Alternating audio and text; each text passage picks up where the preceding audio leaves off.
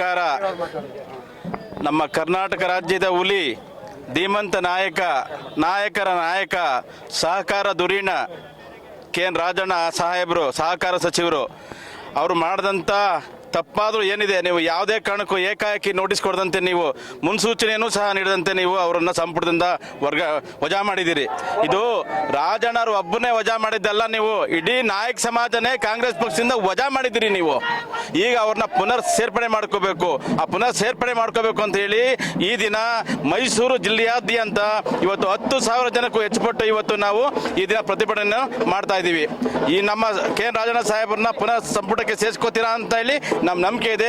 ಸಿದ್ದರಾಮಯ್ಯ ಸಾಹೇಬರು ಪುನಃ ಸಂಪುಟಕ್ಕೆ ಸೇರಿಸ್ಕೊಳ್ಳಿ ಅನ್ನೋ ಭಾವನೆಯೂ ಸಹ ನಮಗೆ ಪುನಃ ಸೇರ್ಪಡೆ ಆಗುತ್ತೆ ಅನ್ನೋದು ಸಹ ನಮಗೆ ಭಾವನೆ ಇದೆ. ಸರ್, ಯಾಕೆ ಈ ದಕ್ಷಿಣ ಭಾಗ ಕರ್ನಾಟಕದ ನಾಯಕರ, ಸಮುದಾಯ ನಾಯಕರ ಮೇಲೆ ಕಾಂಗ್ರೆಸ್ಗೆ ಯಾಕೆ ಈ ರೀತಿ ಇದೆ? ಕಾಂಗ್ರೆಸ್ಗೆ ಅಂತ ಅಲ್ಲ ಸರ್, ನಮ್ಮ ಸಮಾಜಕ್ಕೆ ಕಾಂಗ್ರೆಸ್ ಪಕ್ಷ ಅಂತಾನೆ ಅಲ್ಲ, ಬಿಜೆಪಿಯೂ ಅಷ್ಟೇ, ಕಾಂಗ್ರೆಸ್ಸೂ ಅಷ್ಟೇ, ದಳ ಸರ್ಕಾರನೂ ಅಷ್ಟೇ.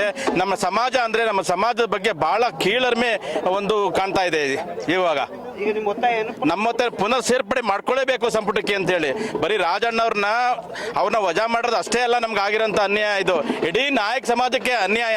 ಏಕಾಏಕಿ ನೋಟಿಸ್ ಕೊಡದಂತೆ, ಒಂದು ಮುನ್ಸೂಚನೆಯನ್ನು ಕೊಡದಂತೆ, ಒಂದು ಶೋಕಾಸ್ ನೋಟಿಸ್ ಕೊಡದಂತೆ, ಒಬ್ಬ ಕಾರಣ ಕೇಳಿ ನೋಟಿಸ್ ಕೊಡದೆ ಅಂತೂ ಸಹ ನಮಗೆ ಇವತ್ತು ಏಕಾಏಕಿ ವಜಾ ಮಾಡೋದ್ರಿಂದ ಇಡೀ ನಾಯಕ ಸಮಾಜ, ಇಡೀ ಕರ್ನಾಟಕ ರಾಜ್ಯದ ನಾಯಕ ಸಮುದಾಯಕ್ಕೆ ನಮಗೆ ಮಾಡಿರೋಂಥ ದ್ರೋಹ ಇದು. ಆದ್ದರಿಂದ ಪುನಃ ಅವ್ರನ್ನ ಸಂಪುಟಕ್ಕೆ ಸೇರಿಸಿಕೊಳ್ಳಬೇಕು. ನಮ್ಮ ಅಧಿಕಾರಿಗಳು ಸಹ ಆ ಥರ ಅನ್ಯಾಯ ಆಗಿದೆ. ಆದ್ದರಿಂದ ಪುನಃ ಅವ್ರನ್ನ ಸಂಪುಟಕ್ಕೆ ಸೇರಿಸಬೇಕು ಅಂತ ಹೇಳಿ ನಾವು ಈ ಒಂದು ಪ್ರತಿಭಟನಾ ಮುಖಾಂತರ ಒತ್ತಾಯ ಮಾಡ್ತಾ ಇದ್ದೀವಿ.